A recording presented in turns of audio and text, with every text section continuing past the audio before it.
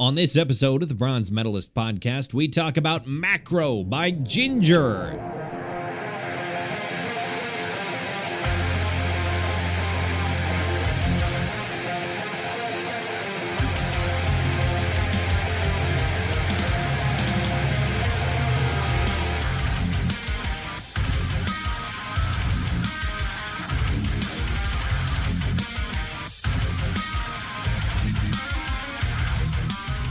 Hi, everyone. Welcome to another episode of the Bronze Metalist podcast. I'm Kale. I'm OJ. And we're two professional broadcasters. We both really like metal, and we like to talk about it. And we're back. We took a little bit of time off. There were some personal matters, some family issues that you had to take care of, and it's absolutely fine. Yeah. It was sad, but it happens, I guess. Shit happens. You had to sneak your way into Canada. I did. I didn't sneak in. You successfully avoided the authorities. No, they let you in. They did. I didn't infiltrate the border at some, which you can do, by the way. It's very easy to do. I didn't want to do that. It's not hard to do that in North Dakota. No, to accidentally be in Canada. Yeah, you could just be following the same road that seems to be going mostly east-west and just somehow end up in Canada. You see a road sign that's suddenly in kilometers. And it's like, what the hell? Oh, shit.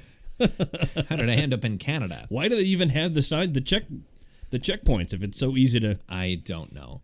Because it's a relic from a time where you did not need a passport to go to Canada, which was not that long ago. It wasn't. That was within my lifetime. I think a simpler time. Yeah, within your lifetime. I think so. Yeah. I want to say it was like 15 years ago, somewhere around there. I remember. Well, it was like 9/11 is really... Yeah, around that point. 9/11, yeah. Or a delayed result of that, I suppose. But because I think there was a time when we went to pick up one of my sisters from like international music camp. And normally you don't usually need one to get into international music camp because the road kind of goes... The entrance is in America, but the road curves into Canada and then back into America.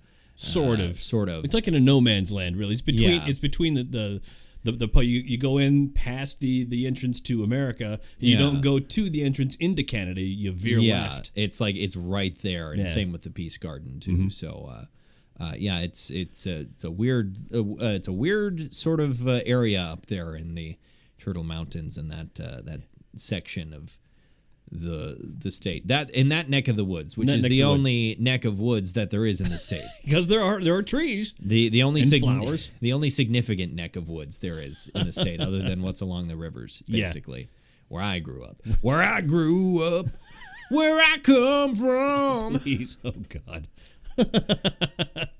Yeah, you listen to a lot of country music. Yeah, I do. I not by my own choice though. No. What I've been listening to a lot by choice this week though is a lot of funk. Yeah, well. I've been taking a lot of solace in just the wonderful beats and bops and just the amazing band that is Wolfpack. Yeah, and really digging into and listening to their live performances from their Madison Square Garden show. Sure. I don't know if we talked about that. So Wolfpack is a funk band that originated in Ann Arbor, Michigan.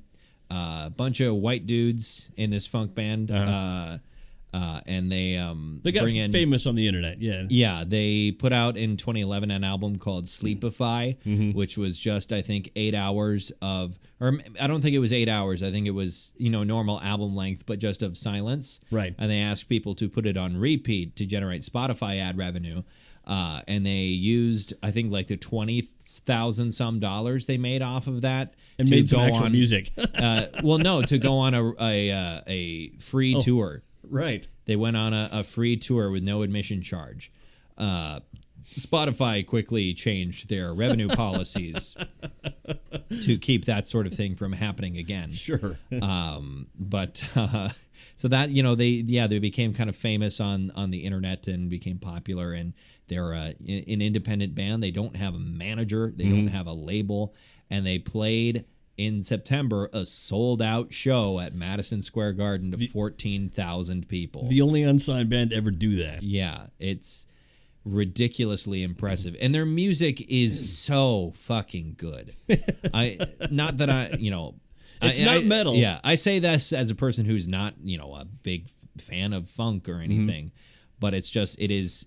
I listen to that and I cannot keep myself from vibing with it a little bit and dancing and grooving. Like, it's impossible for me to not do that. So I think when we get into next month for Non-Metal March, it's probably going to be live from Madison Square Garden by Wolfpack. 2-hour album. Basically, complete with a yoga session. I think that is omitted from the album. Oh, it's not on the album. That's on the live video recording, because they had a camera crews film the whole thing on stage and everything, and it's just wonderful. I love their whole vibe and just general everything. You have to have encountered It Gets Funkier at some point if you've been on the internet. Yeah, It Gets Funkier, or the video. It Gets Funkier, but every time it gets funkier, it gets funkier. Yeah. Which is a compilation that somebody made of every different version they have put out of It Gets Funkier. Most of them are from live shows, because like every tour, they will do a different version of It Gets Funkier. And it's the same song, but increasing in BPM and sort of changing up certain instruments and that sort of thing. They bring in more funk every time. Yeah, the funk gets cranked up. Every time you think it cannot get funkier, it damn well does. Yeah. And I sort of bent that into a sort of affirmation earlier this week, which is, don't worry, no matter how bad it seems, it can always get funkier. Because some people like to say, no matter how bad it seems, it could always get worse. Sure. I don't like that. No. That's defeatist. But saying it can always get funkier. Yeah. You might be at a very low level of funk. You might be in a funk. You might be in a funk, which, strangely enough, means you are not feeling very funky. Sure. And things can certainly get funkier from there. And even if you are very high on the funkometer, things can still get funkier as they continue to demonstrate upon each album. So yeah, I adore that band. I just think they're so much fun. So next month we'll be getting to them. I am going to, in a couple weeks, be going to Fargo to play D&D for a whole weekend with a bunch of pals of mine. Well, when's the wedding? That's not.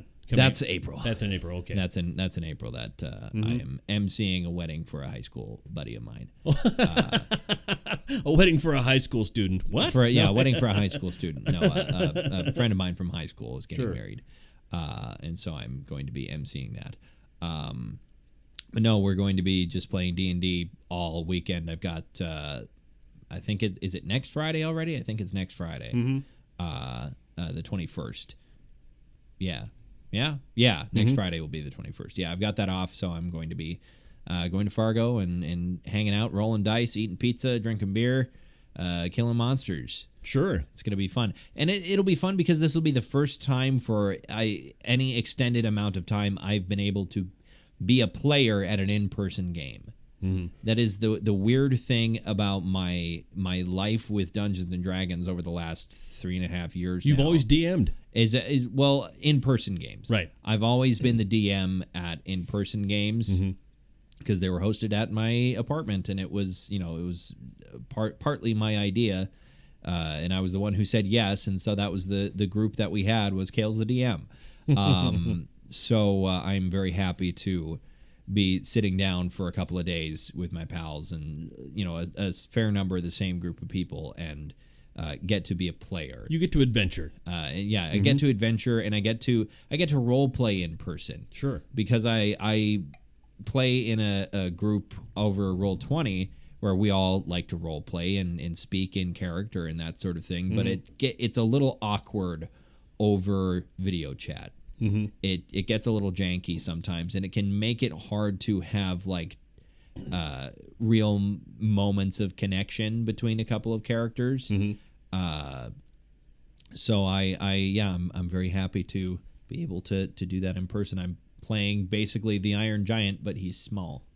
Okay. He's very small. The small Iron Giant. The Iron Man. Wait. Yeah. The Iron and Wood Man. Iron and Wood Man. The Iron and Wood Man, because he's Warforged and they've got wood. Sure. They've got wooden muscles. But they've got wood. Yeah, he's just like he's a robot that wants to be a superhero. Sure. Superman. Don't make me fucking cry. Don't make me cry here. I was looking at shit about the Iron Giant yesterday. I wasn't even watching any clips. I was just thinking about it, and I started tearing up. God, I love that movie. It is a great movie. If I like have children ever and I'm watching, or even like if I'm taking care of like my nephews at some point, and we're like, let's watch a movie. Oh, let's watch the Iron Giant. Gets to the end. Why is Uncle Kale sobbing uncontrollably? You'll get it someday. You'll understand. It makes me wonder if back in the early 2000s, Pixar Studios is going, man, we needed this to be extremely emotional movie about fish. Let's get Brad Bird. Let's get Brad Bird to do it. Because, that became Pixar's thing. Because Brad Bird was independent. That was a Warner Brothers movie at the time. And it wasn't until like Pixar didn't become. I guess Toy Story has its emotional moments, but. Pixar didn't really become known for making adults cry until, the mid-2000s, I suppose. And that was, I think he was eventually vindicated, but at the time he made a comment because it didn't do very well in theaters despite being beloved by critics. Sure, and, Iron Giant. Yeah, and everyone who saw it. He made the comment, I guess there's not a market for movies that make 40-year-old men cry. Well, there are now. There is now. It's a thing now. There is now. And I'm happy for it because a lot of them are very good movies. Well, yeah. But yeah, I love that. I love that movie so much. What else? Oh, I'm going to be spending some late nights at the studio, running the board for basketball games. Sure. So that's going to be an interesting time. It's not going to be difficult. It's not going to be like a difficult process to do this. It's just going to be very time consuming. Sure. And I'm getting paid, so there's that. Sure. The extra money that I wouldn't have had before in any means. I guess there's weather that we don't do anymore, but it's an extra bit of cash, and I'm gonna be doing a fucking lot of it over the next month. So, yay for me, I suppose. I'm not the only one that's doing it though, so that's nice. So Quinn and I are going to switch off. Yes. Don't say his last. I saw that twinkle in your eye. He says it in public, like on the radio. I know, but he's not here to say, hey, it's fine. You guys use your real names. Yeah, it's true. That is a good point. I use my real name on the radio because I could not think of anything better. I could not be bothered to come up with a radio name. It's just like this is fine. It is almost a little clunky to say, especially my first name. Because if I'm going at any speed, it sounds like K.O. K.O. Like I'm a small child. But or like it's me, Knockout Border. What's up? It's me, Knockout.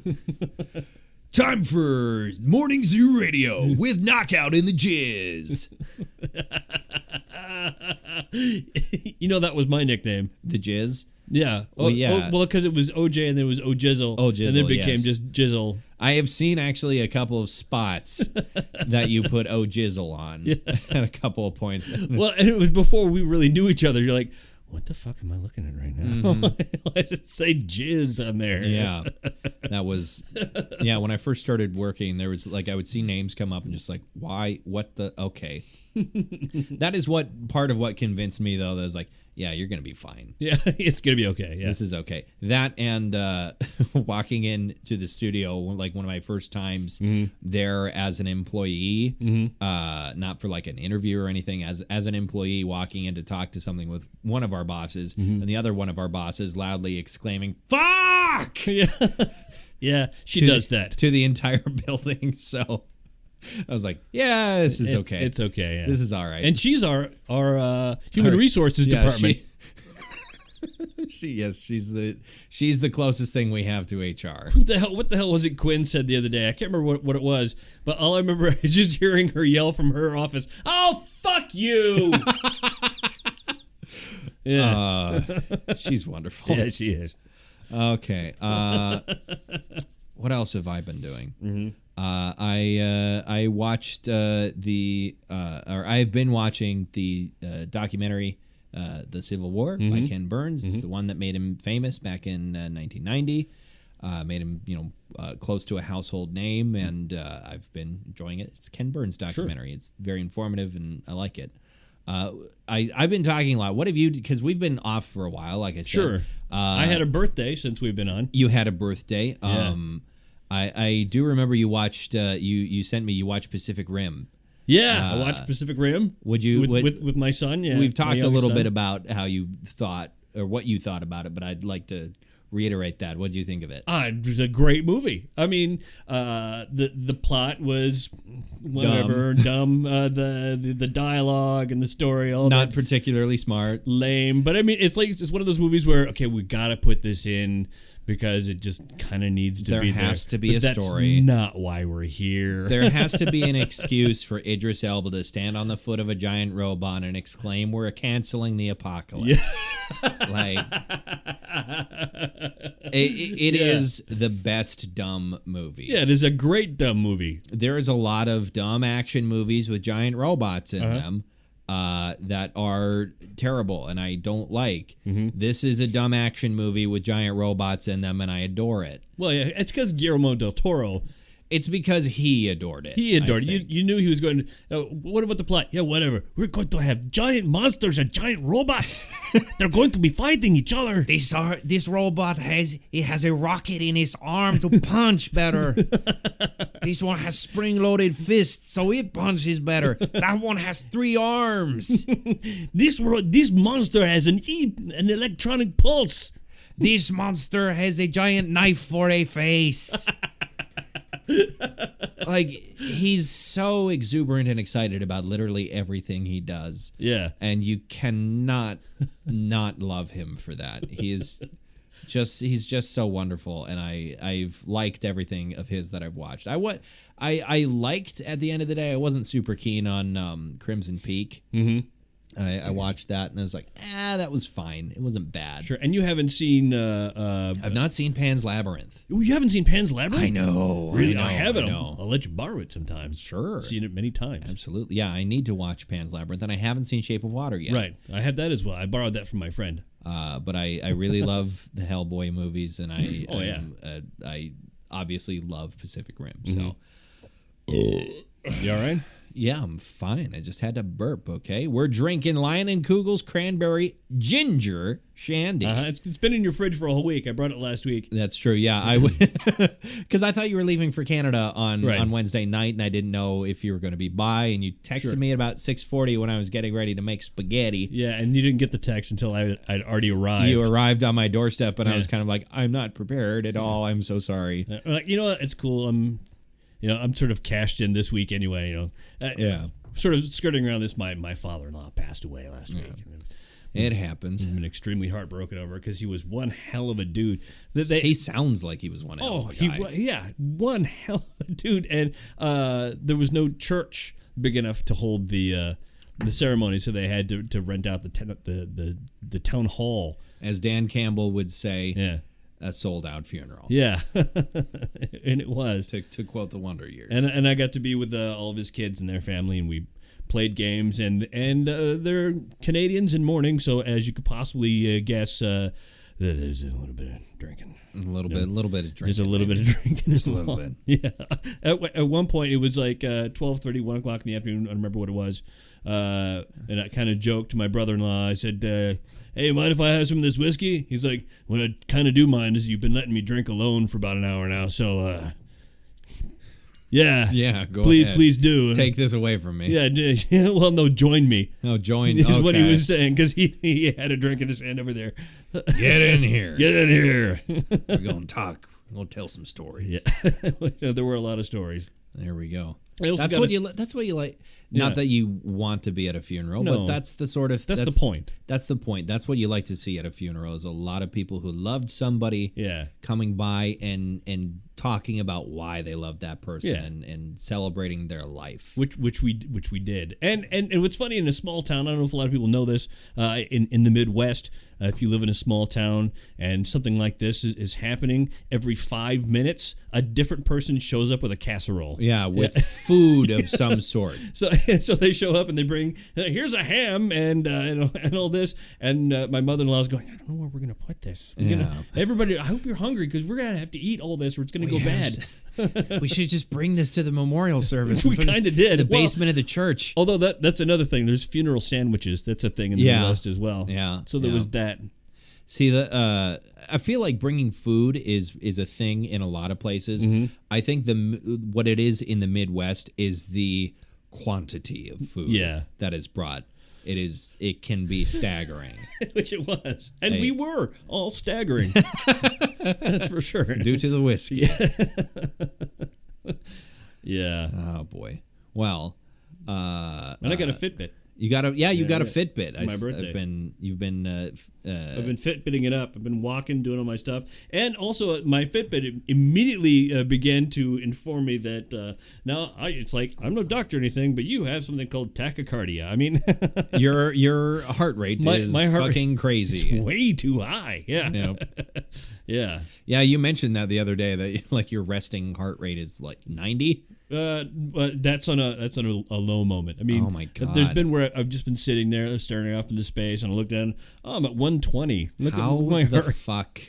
You are you are a human hummingbird. Basically. I am. If it weren't for the medication that you're on, you would probably the amount of calories you have to consume is just like I've never quite understood.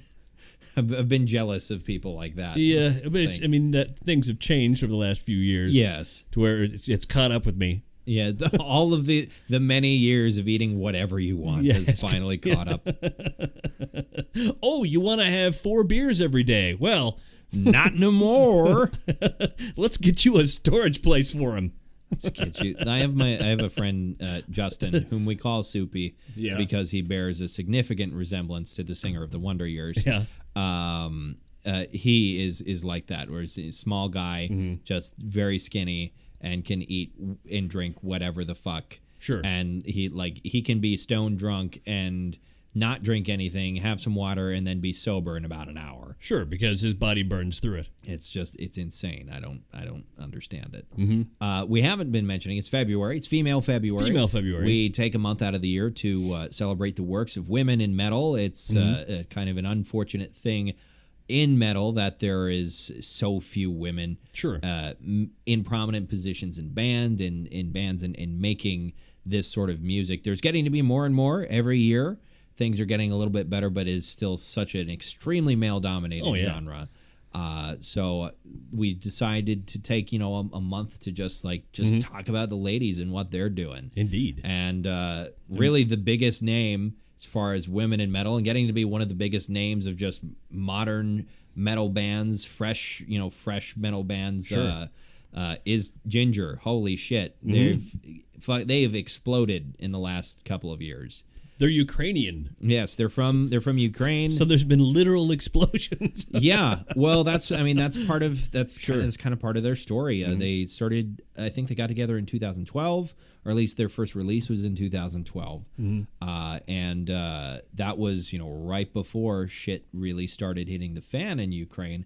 And the thing is they're from Donetsk, sure, which is the focal point of everything to this day. Right. Donetsk is technically... it's not on the Crimean Peninsula. It's not. No. But they do not consider themselves to be a part of Ukraine. Wow. They that is basically the stronghold of rebel activity in Ukraine, or Russian sympathizers, whatever you want to say. That is kind of where all of that is still happening to this day. And when things really started going bad in 2014, the band moved to the complete opposite side of the country. And now Tatiana, the lead singer, lives in Kiev. But like the grind and the struggle of being in a band is something I think they're very used to, just having grown up in Eastern Europe and having gone through this sort of thing. It's like they work their asses off, and it really shows with like how much more popular they've gotten. Of course, I think they got lucky with a couple viral videos. They did a amazing live recording of the song called Pisces off of their last full album, which we talked about last year, which I listened to today, King of Everything. And they did a live recording for Pisces. And it was sort of, Tatiana had, she's looking very beautiful, lots of makeup on, and you see the thumbnail, and you think like, what is this song? Okay, I'll listen to this, and it starts out, and it's like, ooh, kind of okay, prog rock sort of thing. And there's this, beautiful woman, she's singing nicely, and then all of a sudden just the deepest, throatiest growl, and it threw so many people off, and it became basically a viral sort of sensation, and in the last 2 years has become a meme of like, hey, you are a singer, you're a vocal coach or whatever, here, watch this and react to this. And they're like, what the? They're like, holy shit, she's amazing, how's she doing that? And yeah, it just like it kind of has shocked a lot of people of just like, wow, this is a crazy sound. And they are, I think they've always had their prog influences, but I think they leaned heaviest. Into heavy. Yeah. They leaned into the heavy side of prog most significantly on this release. This is, I would say, probably their heaviest album that they've put out. Macro. My God, this album fucking slaps. We didn't even need to get to that part. We don't need to ask the question. This album slaps the shit out of you. And it's not a constant slap either. It's a slap, and okay, let's pause for a minute so it can wind back and slap you again. Yeah, so they can palm strike you and knock you flat on your fucking ass. This is a very, very calculated, strategic slapping session. And holy shit, it is. This album is amazing. It's brutal, but like you said, it rears back and takes its time, if only to slam at you again. And I like that it does so with just these beautiful pieces, these sections of songs. Like you said, it falls back into reggae at there's a reggae section in one of these songs, which is it struck me as so bizarre, but I had to. It's like, why is there reggae? And then I was like, they're a prog metal band. Yeah, you're allowed. Don't worry about it. They're allowed to do this. They're a prog metal band. They can be as weird as they want, and it works. It works. There is a section of a song, which we'll probably talk about a little bit later, but there's a song called Retrospect, where the intro is Tatiana is singing in Ukrainian. Sure. I'm not sure what she was saying, because the lyrics I looked up had that part of the lyrics written in Cyrillic. And which is hard to translate, and untranslated. So I was like, oh, okay, right. I don't need to necessarily know exactly. I know what the rest of the lyrics are and what it's about. So, singing very nicely. Which she does have a great just singing voice. She does wonderful, clean vocals. And then at the last line of that Ukrainian just fucking explodes into growled vocals, and oh my God. This is such a high fidelity album too. This is very, very well produced. Where was this? This was recorded in Ukraine, I presume. Yeah. I don't know. I didn't look at the production details. I should have paid more attention to that. They're gonna have a decent studio somewhere in Kiev. Somewhere, yeah, I imagine somewhere in Kiev. They got great chicken. Do they? Yeah. Have you ever had chicken Kiev? No. Oh yeah. What's chicken Kiev? It's delicious. Okay, but what is it, though? I'm trying to think which one, because I was confusing with chicken cordon bleu for a moment. The chicken Kiev, oh, God. I've had it. Do you know what's on it? I ate it for the first time in a high school gym, believe it or not. Okay. Yeah, because I was... What's the story there? I was doing some theater. Okay, that makes sense. At the local Catholic high school. when I was there. And yeah, look it up. What kind of theater was it? It was a play about. Oh, okay. I see what you mean. So before you finish that story, yeah, it's chicken, but with like veggies stuffed into like a cavity. It's a stuffed chicken. Sort of a stuffed. Okay, that's neat. Yeah, that's interesting. It's delicious. It looks good. Mm-hmm. And I guess when it hasn't been, you get a really good cross section with that because it's like the unbroken one looks like a big loaf of fried something. Right. It's a breast. It's a rolled breast, and inside it's a stuffed. And it's got vegetables and veggies in there. Tastiness. It looks good. Mm-hmm. It looks pretty good. But what play were you doing? What play? I wish I could remember the name of the play. It was a murder mystery, but it involved somehow the Zodiac. But it wasn't like the Zodiac killer. Not the Zodiac, but just like the idea of, hey, Zodiac's murder mystery. Yeah, and I was supposed to be solving the thing, and my name, and I didn't catch this until the play went on stage. This is how stupid I am sometimes. Okay. That my character's name was Horace Cope. Horace Cope. Oh. Yeah. Yeah. Yeah. Clever. See, since you were at a Catholic high school, I was kind of hoping it was like some sort of like weird, like secretly satanic thing or something. No. That would have been funny. No, although I did in high school, I did a lot of theater at Catholic high school for some reaon. They were doing a thing for... They had good stages. They had a thing for Easter, and they said, hey, you look like you could play a pretty good Satan. And I'm honored. And so I came walking in. I had a little bit of eye makeup. I had my own Megadeth T-shirt on. Absolutely. As I'm walking in, and the superintendent later admitted to me, he says, "You almost got tackled. If it would be 1 second further where we didn't realize, oh, this is part of the play. Oh my God. We were gonna get people on you and get you out before the gun came out or whatever." Catholic schools, man.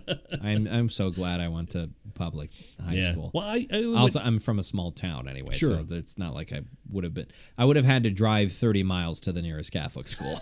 Well, I went to school every year at a different school. Yeah. Yeah. Did you ever go to one of the Catholic schools? Yeah. Oh, okay. Well, there's only so many schools in Minot. I went to Bishop Bryan for a year, 10th grade. Okay. And I thought maybe you were performing there. No, I was. But you didn't necessarily go to school there. I was at school there, enrolled into. To be that paranoid about a band somebody's listening to. Sure. And I don't. Yeah, I remember in religion class too. The teacher was reading. These are terrible lyrics. And I wish I could remember which Slayer song it was she was reading the lyrics to, and I made the mistake of correcting her, telling her she read it wrong. Yeah. And she looked at, oh, thank you, and then she kind of looked up again, like, why do you have this memorized? Why do you know this? I just know thy enemy, right? Yeah, exactly. Yeah. No reason. Don't. I presume you talked like that in 1986. Well, that was 1990, 89, okay. 89 and 90. 89, 90, something like that. Yeah. Okay. All right. So I was looking up reviews for this, and there was a couple very positive ones and a couple that were a little bit. All of them were on the positive end. Nobody gave a score that was below 50, so everything was on the positive end. It sort of ran the spectrum, and eventually came out to an average of 80 out of 7 reviews that I found. So I mean, a lot of albums that are good end up at about 80. Sure. It seems that's about the median score, and if it's really good, you might hit a 90 as an average for 5 or so reviews. That seems to be what I've found over the last year and a half of finding reviews for albums and stuff like that. So yeah, very very decent score, and there was a lot of people that were praising it very highly. Sure. And saying like, yeah, this is their heaviest work, and they double down on all of all of the elements that were good of their previous albums, and they there's no apologies for how weird some of it sounds. It's just this is just Ginger. This is what sure. like the thing about Ginger is they've got so much going for them. Mm-hmm. They've got such an amazing work ethic. They're constantly touring, constantly writing and recording, and they have a very, very present image. Tatiana is fabulous. Yeah. It's just like her stage outfits, makeup, everything just like, draws the eye in, but there's so much more than that. Sure. That's not even necessary. That's that's just icing. I mean, and the whole, if you look at the whole band they're all handsome people. Yeah, they're very, very handsome Slavic folks. Yeah. But like image, it can be important, right? Drawing, sure. Like people clicking on thumbnails. I don't know if Pisces would have gone viral if it hadn't been like Tatiana's face looking, so beautiful with the microphone and everything. Is this a goddamn perfume commercial? Okay, let's watch this. Oh, this is amazing. This is They've got the guns to back up the image, and it's they've got so much going for them, and I'm hoping to see, and I'm sure we will see them continue to become more and more and more popular as the years goes on. Especially if they keep up, what they've been doing as far as the actual music, because it just keeps on getting better. What was your favorite song on this year record? Okay, I knew this last week. I was going to refresh myself and listen to this again today because I wanted to. Yeah. I got home. My wife didn't go to work today, and she woke up. She said, "Hey, your son needs to buy Valentine's." So you went and did that. I had to take the kids to Walmart and buy Valentine's, and I came back and I'm going to put pizza in the oven. I said, "Yeah, well, okay. I'm going to Kale's house." Oh, don't you want any pizza? Dude, it's cool. It's pizza. It's fine. It's fine. It'll be cold when I get back, and that's almost preferable. Yeah. Cold pizza is fucking great. I don't care what anyone else says. Cold pizza is amazing. I remember I actually liked the song that was the least high rated on my listening app. Okay. I'm not sure what that would have been then. So where the hell is I'm looking for it. I'm trying to remember names. I can pop open. I'm sure I have it open on Spotify at this point. So songs we've got on the top: Pit of Consciousness, Judgment and Punishment. Judgment and Punishment. Okay. I love that one. Oh, I love Pausing Death. Pausing Death was such a great song. That's one that had a little bit of a different Caribbean flavor in the middle of it. Pausing Death, very good song. These are all great songs. I also loved The Prophecy. Great song. Was very good. There's so many good songs on this. I'm gonna say Retrospection's my favorite, just because that intro. Yeah. Oh, that intro hooks me so good. Hook, line, and sinker. I'm a little fishy. You gonna reel me on up and slice me open and eat my meats. Yeah. That's what the band is doing. All right. With little fishy Kale with that song. That'd be fun if you put up like a little truncated version of that review online. Kale Borner says, "Glug glug glug glug. I am a fish. It eats my meats. This song eats my meats." You can quote me on that, Loudwire. You take a break from talking about whatever the fuck Corey Taylor's doing. Or the tiniest movement that any member of the band Ghost made. I guess Tobias is the only one whose identity is known, but they know yeah. So yeah, I was a big fan of Retrospection. Anyway, so what medal are you bestowing on this album? Like Maz Kanata to Chewbacca. Yeah. To Nagra. When the walls fell. Oh, no. Jarmut and Jalad. Sorry, it's a Star Trek thing. Okay. Yeah. You're talking to the wrong nerd in the office about Star Trek. Should be talking to Quinn Williams on that one.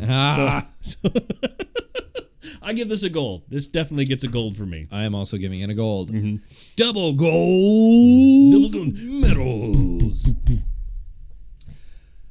It's too bad there aren't like 8 of us, so we could pull we could call an album an honorary Michael Phelps. Sure. And give it 8 gold medals. Give it 8 golds. Give it 8 gold. Have you ever seen like a picture of Michael Phelps just standing up? Yeah. He's got a crazy body. It's weird looking. Super wide shoulders, really long arms and legs. Yeah. Just this perfect V-shaped torso, his really skinny hips. Like his body is literally perfectly designed for swimming. Right. He's a sea-doo. He's a human sea-doo. Basically, yeah. Like there is a certain level, like a lot of Olympic athletes that are a certain like level of genetic freak that allows which he them, is. Yeah. Like nobody looks like he does. No. He was born to do that. He was born to swim. Like Usain Bolt was born to run. Sure. Like, his name is Bolt. That's his legal fucking birth name. I'm pretty sure. Yeah. His middle name is Thunder. Is it? No, there's no way. Not. That's true. I'm totally lying about that. But like, it's just insane. Yeah. How like the top 15 world records, or like out of the top 20, like fastest 100-meter sprints, like the world records, Usain Bolt holds 15 of them. Yeah. Like the top 15 are just Usain Bolt beating himself. It is so crazy. Which he's been slowing down lately. He's getting older. Well, yeah, he's like 70. He's like 70 years old. Although I don't think he's that old, but not. He was performing like nuts in Beijing, and that was 12 years ago. So yeah, he's gonna be slowing down a little bit, but he was so ludicrously fast that I wonder, how much he will have to slow down for anyone to be able to catch up. It might take a little while, slowing down as he may be. Okay, so we took a little bit of time off, but we're gonna be back with a vengeance next week. So, who are you bringing for our next venture into Female February? Our next venture into Female February, I had a couple of ideas, and then I decided I wanted to reach back a little bit with a band, a female metal band that sort of plowed the way for a lot of like turned a lot of heads. Went, what the fuck? Okay. Ladies in metal, we're gonna do this. Okay, what? We're gonna do this. Okay. I remember driving around with some friends of mine back when I started working in gaming and listening to this band, unbelievably high, and going, I've never heard this before, but I like this a lot. Okay. It was a band called Kitty. Kitty. Yeah. Kitty, like a kitty cat. Yeah, Kitty, Kittie. Okay. I wanted to do their album Spit, and I looked for it, and you can see it. I think it's not even available on YouTube. Wow. I would have had to have like gone out and bought a CD and given it to you so you could listen to it. So I went with their album Oracle. By Kitty. By Kitty. I'm gonna have to dose my cat with a Kitty Xanax so I can bring her in here and hold her for the podcast. I'm like, this is my kitty. Because she does not like to be in close proximity to other people besides me. Sure.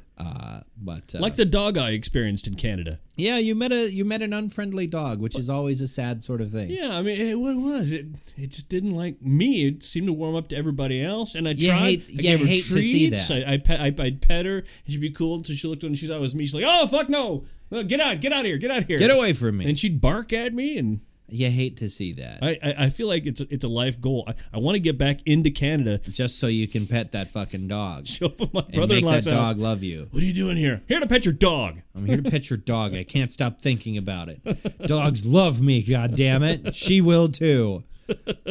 Yeah, I never like that when I meet dogs, that especially like if it's a random strange dog, that's fine. But if I'm in somebody's house and their dog doesn't like me, that hurts my feelings. Yeah, that's personal. Because it's like, why don't you like me? I love you. You're a dog, and I love dogs. You're amazing and wonderful and cute. Please love me. Please love me. It's heartbreaking when that happens to me, and especially when the dog is okay or very friendly with literally everyone else. Yeah, like the other dog that was there loved me, but he loves everybody because I don't think he can see anybody. He's a tiny fluffy sausage. Yeah, and that is nearly blind. Yeah, well, they're not sure. They're not sure what senses. He's an ancient Pomeranian, and he hasn't. I am the ancient Pomeranian. He doesn't have teeth anymore, so his tongue hangs out the side of his face, and he's so fluffy that he has to eat soft food because he doesn't have any teeth. Yeah, and so he'll eat his soft food and he'll turn around and just be covered. Oh my god! So they basically have to towel him off every time he eats anything.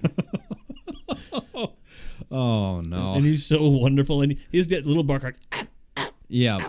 Where it almost sounds like they have like asthma or something, or like doggy COPD. Right. And the one dog who hated me would bark at me. The other dogs like going, oh, we're barking, and would just join in, not knowing who we were barking at. I don't know what we're barking at, but okay. Looks like this is what we're doing now. Hey, how you doing?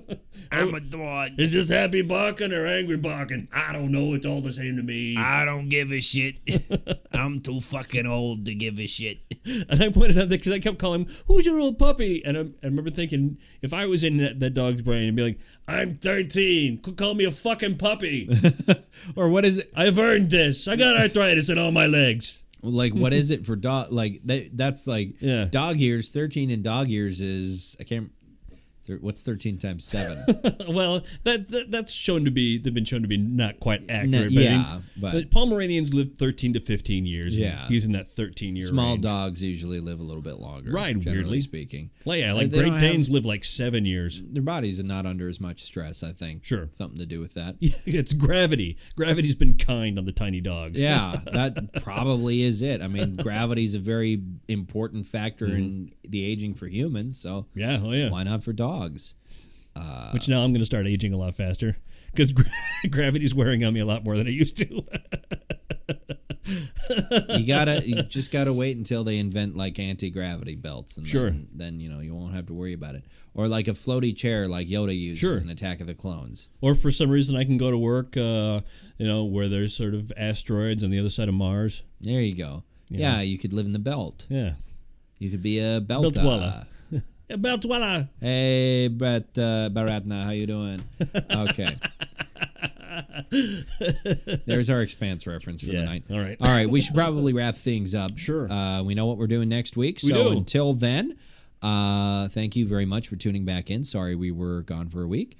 But we back. We're doing it. We're getting it done. Thank you very much for listening to another episode of the Metalist Podcast. I'm Cal. I'm OJ. Congratulations!